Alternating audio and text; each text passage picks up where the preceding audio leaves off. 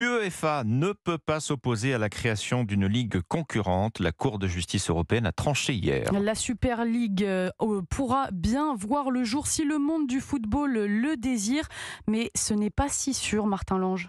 Eh bien, rien n'est moins sûr, hein. Tout d'abord, juridiquement, dans son arrêt, la Cour précise bien qu'elle ne prend pas position sur ce projet spécifique de Super League. Ensuite, si cet arrêt autorise les clubs à participer à d'autres compétitions que celles de l'UEFA, dans les faits, ils sont très peu à le souhaiter. C'est d'ailleurs ce qu'a raillé le président de l'instance européenne, Alexandre Seferin. Ils vont pouvoir commencer leur fantastique compétition très vite avec deux clubs.